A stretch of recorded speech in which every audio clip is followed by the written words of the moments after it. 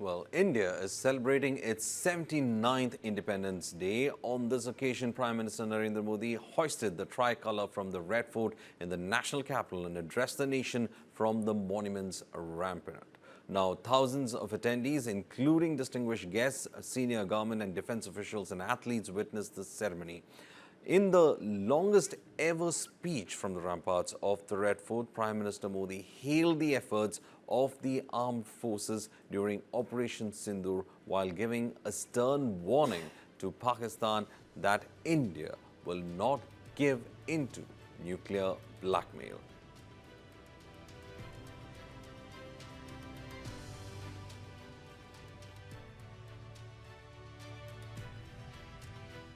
पाकिस्तान की नींद अभी भी उड़ी हुई है।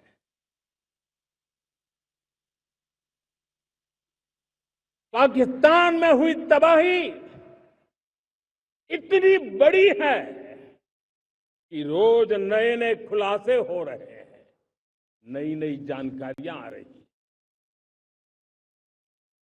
मेरे प्यारे देशवासियों, हमारा देश कई दशकों से आतंक को झेलता आया हुआ है। देश के सीने को छलनी कर दिया गया है। अब हमने एक न्यू नॉर्मल प्रस्थापित किया। आतंक को और आतंकी को पालने पोसने वालों को, आतंकियों को ताकत देने वालों को अब हम अलग अलग नहीं मानेंगे।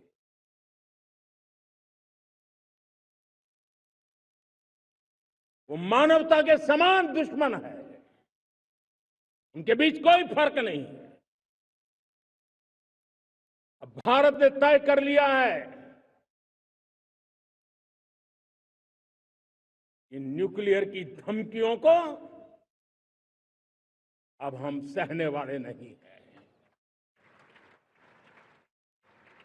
न्यूक्लियर ब्लैकमेल लंबे अरसे से चलाया, अब वो ब्लैकमेल नहीं सहा जाएगा। Prime Minister Modi reassured the farmers that his government would never compromise with their interests and vowed to stand like a wall for them.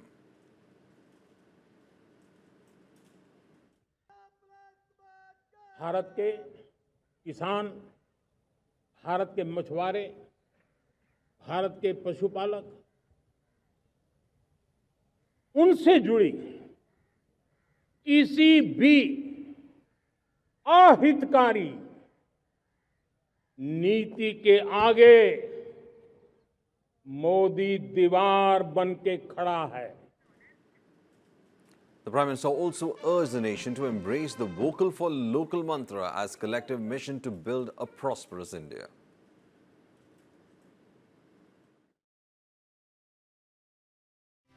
आजादी के लिए अनगिनत लोगों ने बलिदान दिए हैं। मैंने पहले भी कहा, जवानी खपा दी, फांसी पे लटक गए। क्यों? स्वतंत्र भारत के लिए। 75-100 साल पहले का वो कालखंड याद कीजिए। पूरा देश स्वतंत्र भारत के मंत्र को लेकर के जीता था। आज समय की मांग है, स्वतंत्र भारत का मंत्र लेकर के जीने वालों ने हमें स्वतंत्र भारत दिया। आज 140 करोड़ देशवासियों का एक ही मंत्र होना चाहिए, समृद्ध भारत।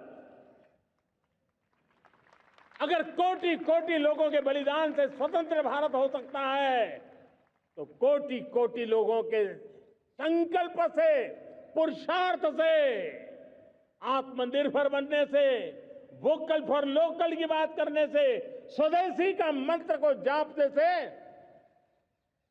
समृद्ध भारत भी बन सकता है। वो पीढ़ी स्वतंत्र भारत के लिए खप गई थी, ये पीढ़ी समृद्ध भारत के लिए नए कदम उठाए, यही समय की मांग है। Now, from the rampart of the Red Fort, Prime Minister announced the launch of rupees 1 lakh crore employment initiative. The Pradhan Mantri Viksit Bharat Rozgar Yojana aimed at creating large-scale job opportunities and boosting economic growth. आज 15 अगस्त के ही दिन मेरे देश के युवाओं के लिए 1 लाख करोड़ रुपए की योजना हम चालू कर रहे हैं, लागू कर रहे हैं। आज से प्रधानमंत्री विकसित भारत रोजगार योजना आज ही 15 अगस्त को लागू हो रही है। ये आपके लिए बहुत खुशखबरी है। इस योजना के तहत निजी क्षेत्र में पहली नौकरी पाने वाले नौजवान को, बेटे बेटी को 15,000 रुपया सरकार की तरफ से दिए जाएंगे। कंपनियों को भी नए रोजगार देने के अवसर जो भी ज्यादा जुटाएगा, उनको भी प्रोत्साहन राशि दी जाएगी।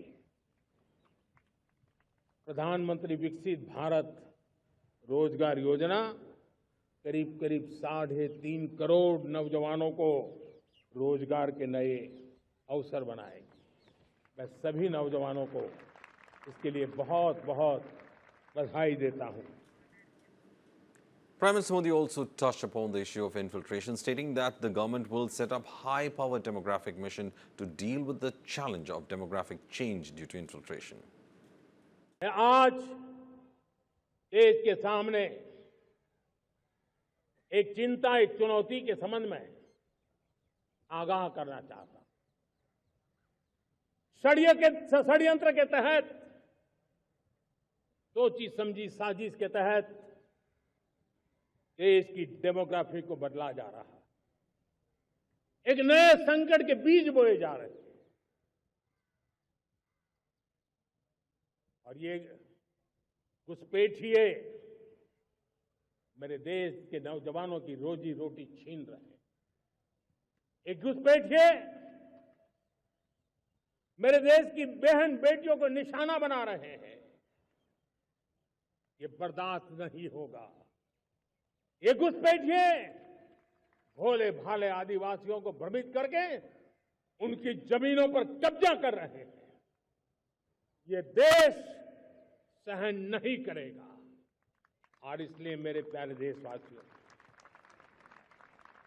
जब डेमोग्राफी परिवर्तन होता है, सीमावर्ती क्षेत्रों में डेमोग्राफी में परिवर्तन होता है, तब राष्ट्रीय सुरक्षा के लिए संकट पैदा होता है। देश की एकता, अखंडता और प्रगति के लिए ये संकट पैदा, सामाजिक तनाव के बीज बो देता है। और कोई देश अपना देश घुसपैठियों के हवाले नहीं कर सकता है। दुनिया का कोई देश नहीं कर सकता है, तो हम भारत को कैसे कर सकते हैं? हमारे पूर्वजों ने त्याग और बलिदान से आजादी पाई है, हमें स्वतंत्र भारत दिया है। उन महापुरुषों के प्रति हमारा कर्तव्य है कि हम हमारे देश में ऐसी हरकतों को स्वीकार न करें। उनकी सच्ची श्रद्धांजलि होगी। और इसलिए मैं आज लाल किले की प्राचीर से कहना चाहता हूं, हमने एक हाई पावर्ड डेमोग्राफी मिशन शुरू करने का निर्णय किया है।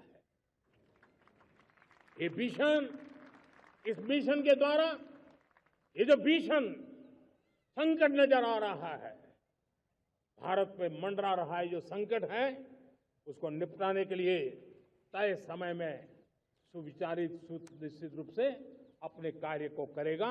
उस दिशा में हम आगे बढ़ रहे हैं। Prime Minister Modi announced that Mission Sudarshan Chakra would be launched to create a powerful weapon system to thwart any attempt by enemies to attack the nation, adding that all public places would be covered by expanded nationwide security shield by around 2035. आने वाले 10 साल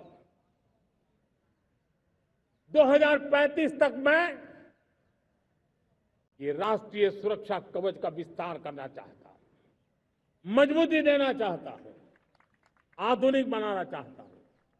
और इसलिए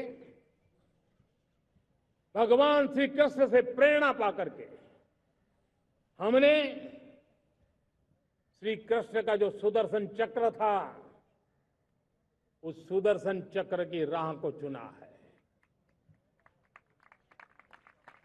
आप में से बहुत लोगों को याद होगा, जब महाभारत की लड़ाई चल रही थी, श्री कृष्ण ने अपने सुदर्शन चक्र से सूर्य के प्रकाश को रोक दिया था और दिन में ही अंधेरा कर दिया था। सूर्य प्रकाश को सुदर्शन चक्र से रोक दिया था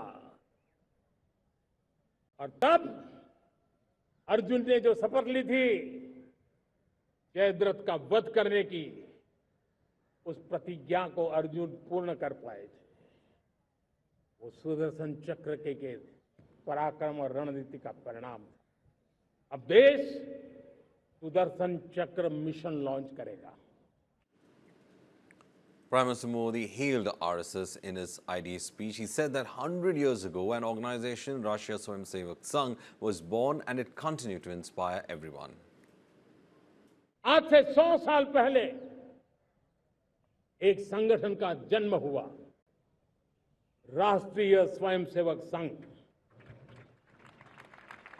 100 साल की राष्ट्र की सेवा एक बहुत ही गौरवपूर्ण स्वर्णिम पृष्ठ है।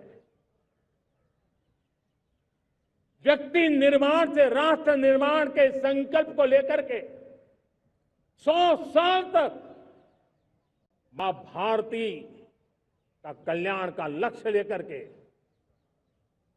लक्षावधि स्वयंसेवकों ने मातृभूमि के कल्याण के लिए अपना जीवन समर्पित किया है। सेवा, समर्पण, संगठन और अप्रतिम अनुशासन, ये जिसकी पहचान रही है, ऐसा राष्ट्रीय स्वयंसेवक संघ दुनिया का ये सबसे बड़ा एनजीओ है। एक प्रकार से 100 साल का उसका समर्पण का इतिहास है।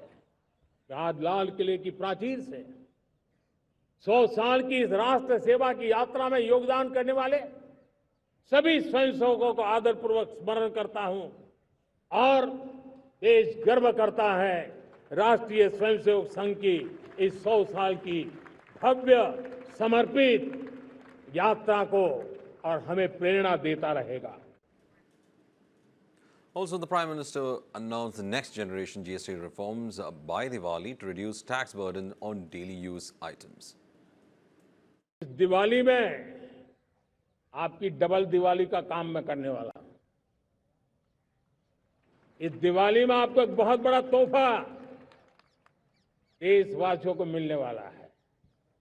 पिछले 8 साल से हमने जीएसटी का बहुत बड़ा रिफॉर्म किया। पूरे देश में टैक्स के बर्डन को कम किया, टैक्स की व्यवस्थाओं को सरल किया और 8 साल के बाद समय की मांग है कि हम एक बार उसको रिव्यू करें।